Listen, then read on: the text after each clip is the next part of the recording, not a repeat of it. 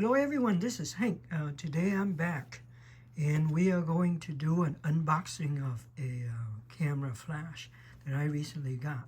Okay, today we're going to talk about the Z160 retro camera flash from Neewer.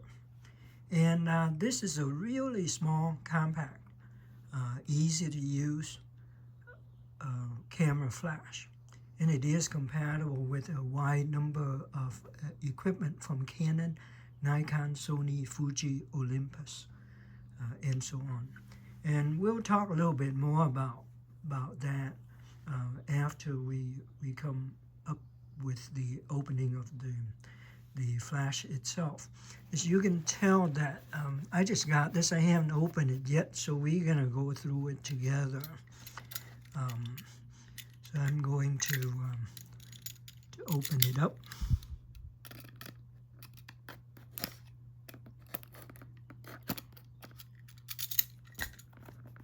And we will see for the first time what the contents look like. And maybe we'll talk more about that. Okay.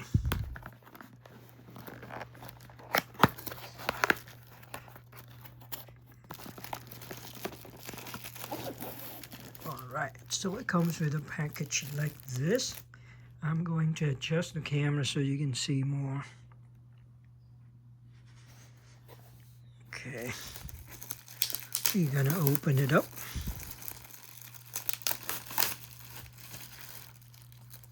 Okay, so it came with a very neat carry bag that looks really nice and cute.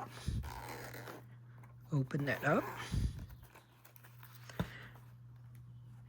By the way, this one you can find on Amazon. I'm going to include a link on the description. List price is $69.99, but I think you can get it cheaper than that. Right now, I got this for $50.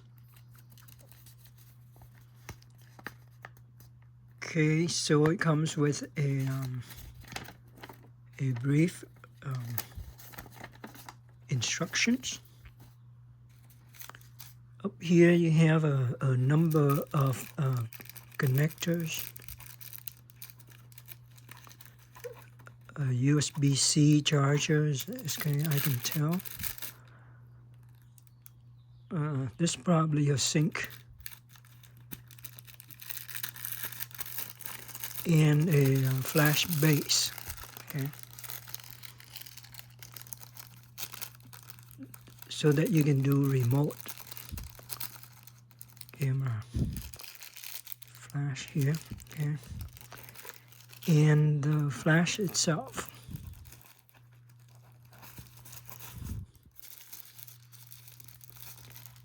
Okay, you have to tear it off.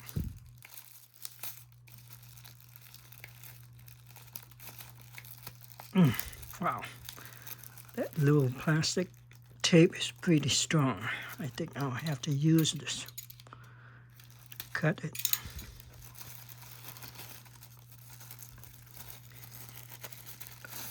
Okay, so this is what the flash look like. It's pretty small. And the control has a couple of controls on top and on the side with a little LCD. Okay, now apparently it comes with this diffuser, which is really nice. That will soften your flash, and that's the flash itself. Okay.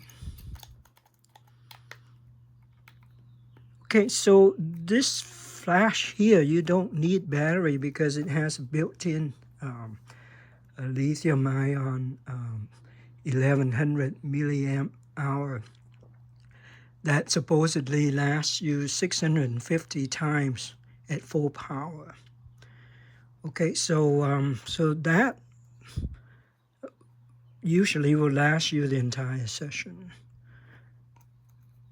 Okay, hopefully, and you can charge it using a USB-C with the connector that is provided. So,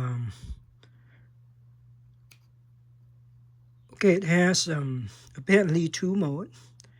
The first one that I just turned on is the manual mode. Okay, as you can see that the manual mode, you have to control the flash power. Okay, so right now it is set at 128. That means 128 times smaller than the maximum. Okay, and then you can turn the switch here and increase it. Okay, all the way up to full, which is 1.1, right? 1.1 to give you full power. Okay, so what kind of power are we talking about here?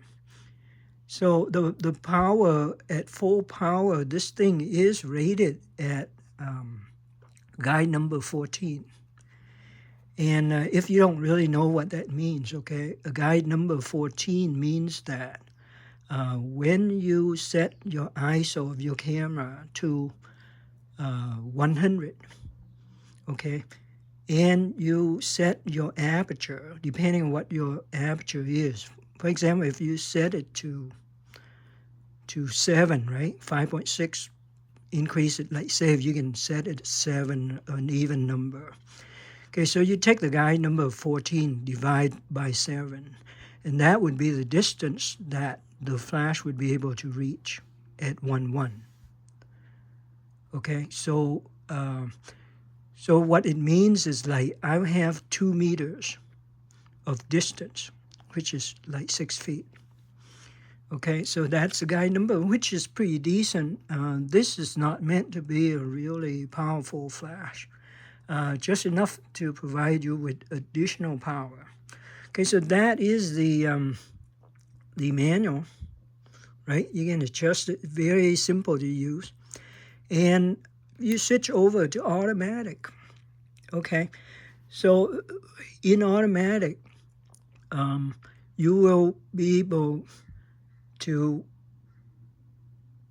photograph and have the flash adjust the power for you. Now, keep in mind that this is different. This flash is not a through the lens flash. Okay, rather, it uses this little sensor here. This sensor is going to measure the power for you. So how does it know? It will do basically the same thing as your TTL, except that I haven't used it yet. I intend to have another video that will talk about the function and maybe give you a little bit of tips once I figure this one out. Obviously, I just opened it up for the first time. I myself don't know, but I think it'll work out okay. Okay, now with the auto, what you have is that because it anticipates that you may not get the correct light as you desired in automatic. So it provides you with something they call the flash exposure compensation. So you can dial it down, like -3 is like 3 f-stop, less light than what it determines the auto level to be. Okay, so you can adjust it if your flash come out to be too bright, and then you dial it down to get it to be darker, or if it comes out too dark, you can dial it up to 3 f-stops of light. Okay, so that would allow you to handle most situation. Okay, with that, I don't think that. Okay, now you have a test thing you can press and it'll fire a test file. You also have a S1 and S2 mode to turn this into a slave. That I will investigate further and figure that out and show you in a different video. But that is basically the first look. It looks pretty nice, pretty exciting. Built-in battery, so you don't ever have to worry about battery. supposedly you can take 650 pictures at full power, which most of the time we don't use full power. So it'll last you thousands of shots in theory. And that's about it. And I think hopefully you like this. I will talk more about it. Just a little bit more info on this one is that, as I mentioned, is guide number 14, and the flash color is at 6,000 Kelvin. So that is roughly okay, daylight. Okay, this thing does not have a zoom. Okay, it is set at a fixed 28 millimeter. So if you have a zoom, then some power is going to be wasted. But if you have more than 28 millimeter, then the surrounding edges might be a little bit dimmer than the center. So keep that in mind. Okay, this one supposedly, I'll switch it to manual. It says that the recycle power, I mean the time is very fast. It's only 1.5 seconds, which is pretty fast. Even with a really high-end camera flash, it usually takes 2 seconds or more to recycle. So let's test that real quick. Okay, it comes up about 1.5 seconds, yeah. So so that's not too bad. That's very quick recycling. So you can take multiple pictures very quickly, and it's beautiful. I really like the look of it. Now let's quick look at this thing. As you can see that the only interface that this thing has is just one pin. Okay, so keep in mind that your camera hot shoe has to have the center post. Okay, so some of the really new mirrorless camera, it use multiple interface, that some of them may not have this center interface. Okay, and if your camera don't have that, then this is not compatible. So basically, what this means is like the only interface with the camera, okay, is the ability for it to fire. So you don't really control this device through your camera. You just control it through the dials here. Okay, so even in auto, what it means is like you're going to have to adjust the exposure compensation so that you get the right exposure. That means that you have to experiment with it, which is not a big deal at all. You know, you take a picture, if it's too dark, turn it to plus side until it's got good, or vice versa, and just do it.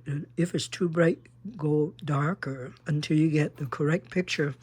With the modern digital cameras, you don't worry about wasting film or anything like that. So so this should be very good. Okay, so the next video I'll have is the deep dive into how to use this thing and the effectiveness of the flash. With and without flash, I will show you the differences on that. So please wait for that. But right now, I think I really like this flash here. The way it looks is pretty cool, and all of that. Thank you.